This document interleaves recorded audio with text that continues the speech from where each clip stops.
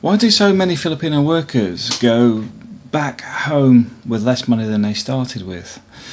The first one I would actually say starts before they actually leave the Philippines. You have agencies charging for fees, permits being organised and processing, and some even flights are sometimes ripped off the person going overseas, because most of these, if not all, are normally covered by the person that's actually employing. What's happening is they're billing the Filipino as well as the company, so that the agency gets money both ways.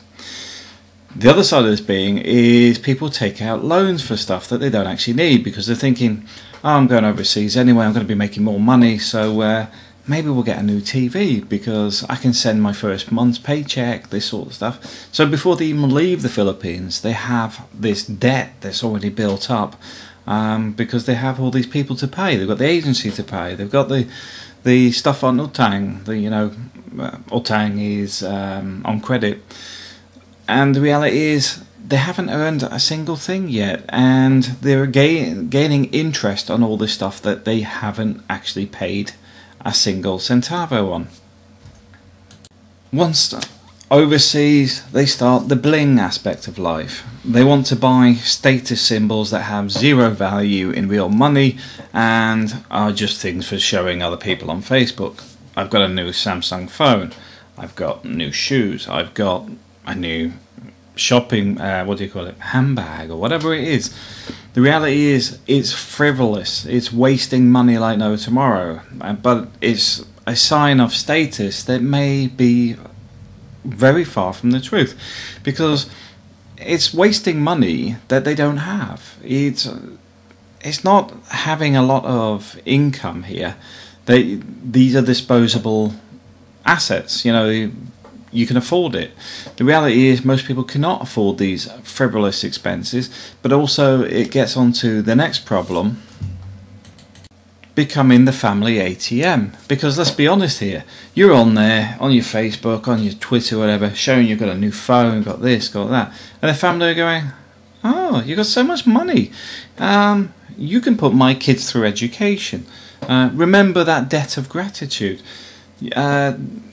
Your aunt's sick, we need this, we need that, we need some rice, we need whatever, send us some money.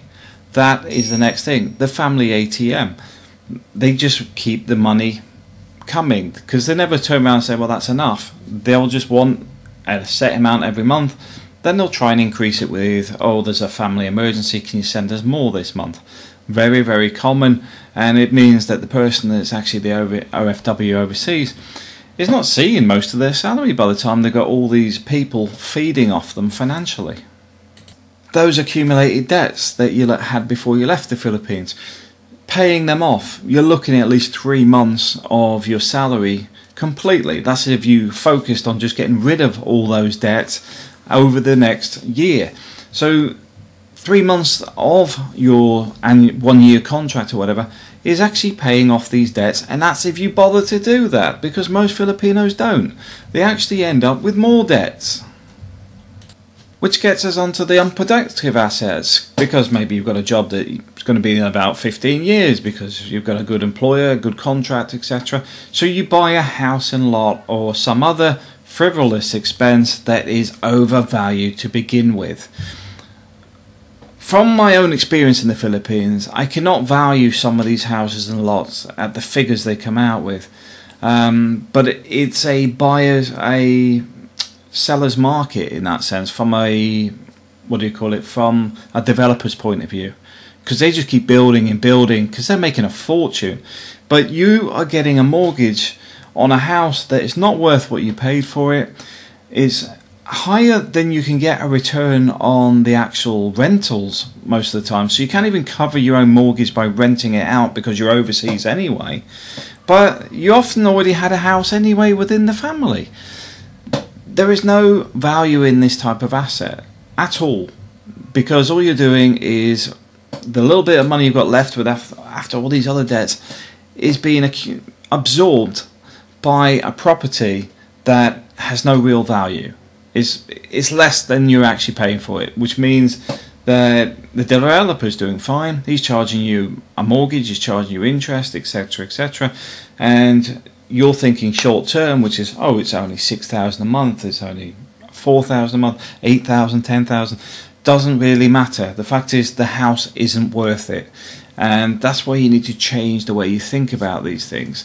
And the same goes for buying things like washing machines and other appliances that you don't really need.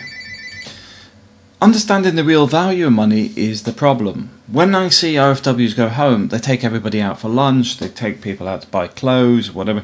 Everybody's trailing along with the OFW that is basically wasting their retirement funds. But also, it may even be worse than that. They're not only wasting their retirement funds, but also the funds they need to renew their contract and any other expenses tied with it, because maybe they want to go for a promotion, but they have to do some extra engineering training or something else, but they may have to have some out-of-pocket expenses. But if you're giving it all away in food and taking everybody out to a restaurant and stuff to feel important or feel like it's an obligation, you're giving away your retirement, you're giving away your future. My view on this is invite people round for dinner. You don't have to take them out.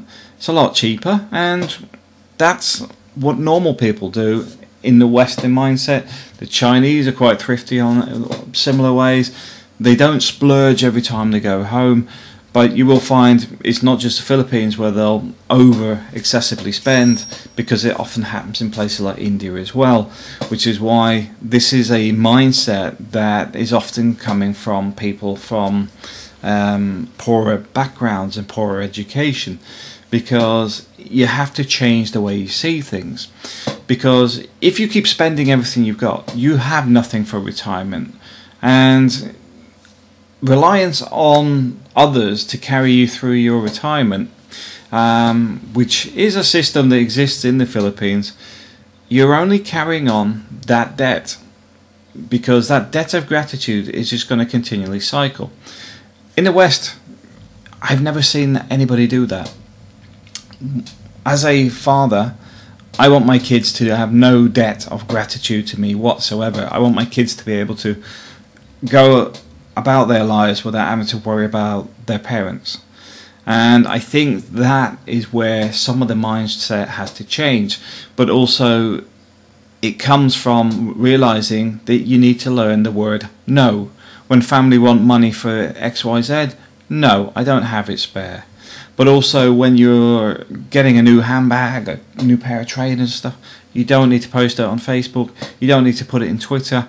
If you're buying yourself something that is taking you months to save up a little bit of your paycheck every month until you bought it, that's yours. The person that needs to be happy with that is you.